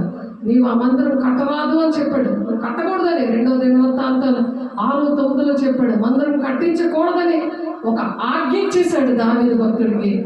మరి 1వ దినవృత్తాంతాలు 28:3 అక్కడ మరి 2వ సమయాలు 7:6 కూడా మరి ఏం చెప్తున్నాడు, డేరాల్లో దేవదారు మరి అలాగా ఉన్నావు, ఆ డేరాల్లో ఉన్న నా దేవుడు ఆయనకి కట్టించుకొని కూడా నేను ఎవరిని అడగలేదే అంటే, దేవుడు ఏమి అడగడు, మనమే అన్నీ మనం అడుగుతూ ఉంటాం, మనకి ఇవ్వాలని ఆయన ఆశపడతాడు. కానీ ఆయన విషయంలో ఇలా చెయ్యాలని ఆయన అడగడు. అమ్మ అడుగుతుందా, అమ్మకి ఏంటి కావాలని పిల్లలు అడుగుతారు. పిల్లలు అడుగుతుంది, ఒరే నాకు ఇది చేసి పెట్టరా, నాకు వంట తినిపించరా, అలాగే చేసి కూడా మనం అడగడు. ఆలోచించాలి, మనం అడుగుతాం తిరిగి, మనకు అమ్మ మనకి వంట పెట్టాలి, మన వంట వండి పెట్టమ్మా అని. పిల్లలు మనల్ని అడిగితే అంత సిగ్గేస్తుంది. పిల్లలు అడుగుతావా, నాకు ఇవి తినాలని వండి పెట్టరా అని అడుగుతావా? పెద్దలైతే వండిసి పెడతారు, చిన్నపిల్లలు అయితే వండిసి పెట్టలేదు. అలాగా పెద్దలు మా అమ్మకు వండాలి అని వాళ్ళకి ఆలోచన వస్తుంది. దావీదు భక్తుడు అలా వద్దు అలాగా అనలేదట. అంటే దేవుడు ఆయన్ని అడగలేదట. 1వ దినవృత్తాంతాల గ్రంథంలో ఉన్నది. అన్నీ చదవడానికి టైం లేదని నేను అలా దాటేసి స్పీడ్గా చెప్తున్నాను. ఎందుకంటే టైం అయిపోతుంది, కొన్ని విషయాలు తెలుసుకోవాలి అనే ఆశ, చెప్పాలనే ఆశ మరియు ఉంది కాబట్టి అలాగా చెప్పడం అవుతుంది.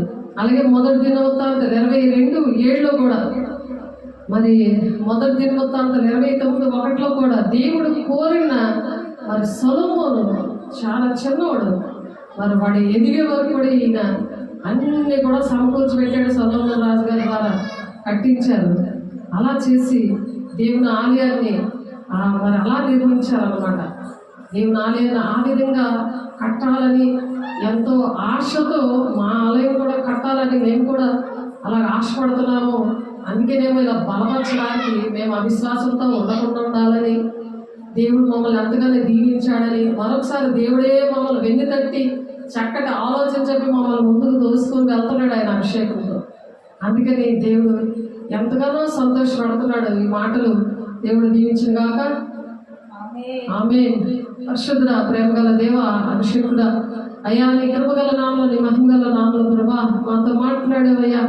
అయ్యా నీ బిడ్డలు ఎంతమంది అయితే చేతులెత్తి ప్రభా దావీదు భక్తునికి ప్రభా ఏ విధంగా నాయన నీ ఇంటిని గురించిన ఆసక్తి భక్షిస్తుంది అనే ఆశ కలిగిన ప్రాణాన్ని తృప్తిపరిచే దేవుడు ప్రభా, సంఘంలో ఆత్మచు చెప్పుచున్నవాడు చెవి గలవాడు వినుగా చెప్తున్నావు. శక్తి గలమైన సంఘముగా మమ్మల్ని ఎక్కడో కట్టండి, కొరతలైన ఆత్మతో నింపండి, వాక్య నూనెలు బలవంతంగా నింపండి. ఎవరైతే మరి చేతులెత్తి నాయన నీ దగ్గర అడుగుతున్నారో అటు అభిషేకం ఇచ్చండి అయ్యా. తండ్రి భాషలతో మాట్లాడడం, డైరెక్ట్ గా దేవునితో మాట్లాడటము, మా క్షమాభివృద్ధి కోసము మేము ప్రయాసపడడానికి, మరి నీ రాజ్యానికి వచ్చే వరకు కూడా మేము విశ్రాంతి లేకుండా రక్షణ కాపాడుకోవడానికి మమ్మల్ని అట్టి విధంగా దీవించండి అయ్యా. మా బిడ్డలు కూడా దీవించండి, మా కుటుంబాలు దీవించండి, ఆత్మీయ బిడ్డలు దీవించండి అయ్యా. నాయన అయ్యా పరిశుద్ధుడా, సాధారణ బంధకాలు యేసునామములో విడుదల ప్రకటిస్తున్నాము.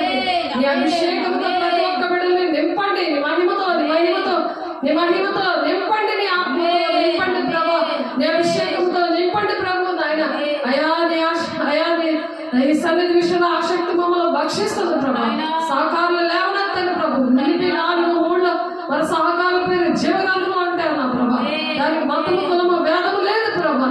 అందరినీ అయ్యా శాశ్వతని ప్రేమతో ప్రేమించావు దాడు దేవా, మంచి దేవా నాయన శక్తిమంతుడా, మమ్మల్ని బలపరిచి స్థిరపరిచి నడిపిస్తున్నది. మీకే కోట్లాది వందనాలు చెల్లిస్తాం. వాక్య నూనెలుగా ప్రతి ఒక్కరు హృదయంలో ఫలింపు దయచేస్తున్నది.